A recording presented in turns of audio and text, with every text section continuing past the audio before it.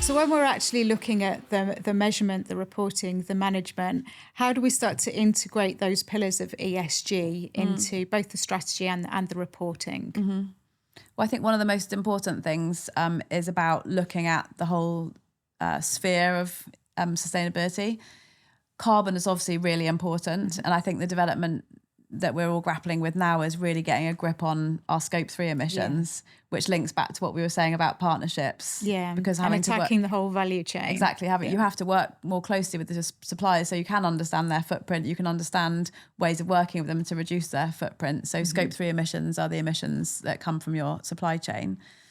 But it's not just about carbon. So if you're taking a sort of holistic approach to sustainability, I think that this sort of topic now that's really coming to the forefront, quite rightly, is biodiversity. So our planet is our home. It supplies us with everything that we need. We only have one planet. But for business, I think it's sometimes harder conceptually to think about the ways that we do utterly rely on biodiversity to be successful into the long term. So businesses can have a negative impact on biodiversity through overuse of resources, overconsumption, change of land use, for example. But equally, they depend on biodiversity. So there's obvious things like for raw materials, so wood, timber, textiles. Those are kind of the provisioning services that biodiversity offers. But biodiversity also has maintenance services. So biodiversity cleans the air, cleans the water, protects us from floods. So I think there's growing recognition that we need to use nature-based solutions to prevent things like flooding, for example.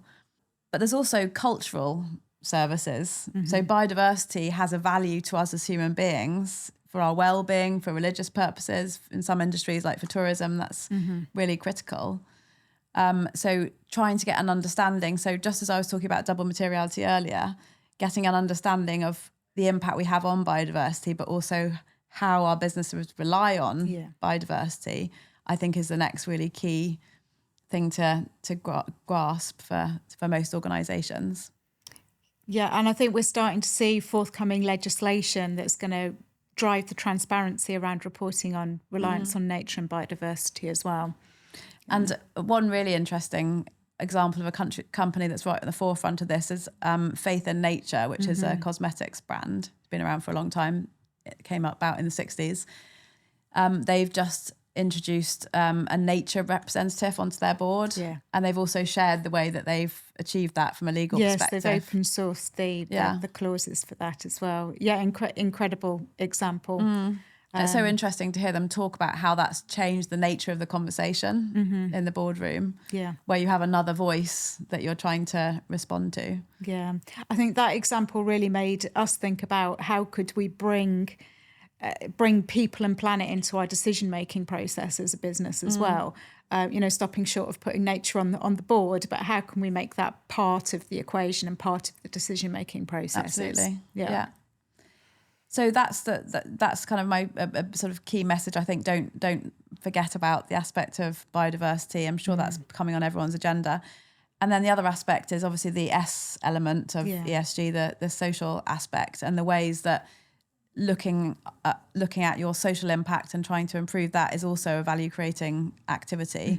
I think businesses are thinking more about the social aspect of ESG in a more value creating way. So instead of thinking about how do we do the absolute minimum, so something like health and safety is about avoiding deaths, rather now we're thinking more about well-being and enhancing people's experiences and lives at work, and moving away from thinking about what's the minimum wage that we should be paying in our supply chains to what's a living wage, and how can we enhance the livelihoods of the people that we depend on in our supply chains, particularly in a kind of agricultural... Shared prosperity. I love that term, shared prosperity, Because if your supply chain partners aren't thriving, they won't be able to supply you the products that you need to be supplied.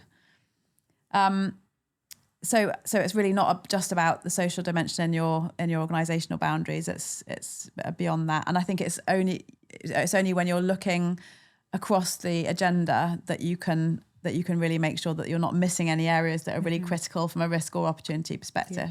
And those social aspects, it's it's much harder to grapple with the how to measure those as well. You know, with carbon or some environmental metrics, it's much more tangible to measure. Yeah. It is much harder to get to grips with how to measure some of those social aspects. But we do have to try to find a proxy for that. We often talk about that in class, is kind of how do you measure things like people development? Do you measure internal promotions? Do you training hours is such a blunt instrument? Yeah. How do you get a better feel? And some of those measures will have to be more qualitative than quantitative. Yeah.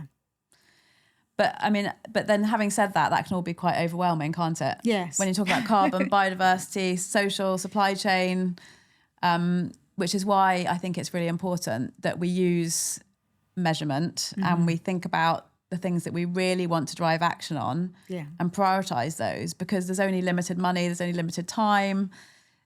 As organisations, we need to use this idea of materiality, what's really crucial, to prioritise the issues that we are going to really drive action on and maybe be leading on, versus the others where we're just going to make sure that we're kind of in line and we're meeting, we're complying with legislation. And I think as professionals, that's so incredibly useful as well, to stop us feeling overwhelmed with the enormity of the problems that we need to solve as well. So, focusing on where we can actually make positive change as a business as well by using that materiality studies.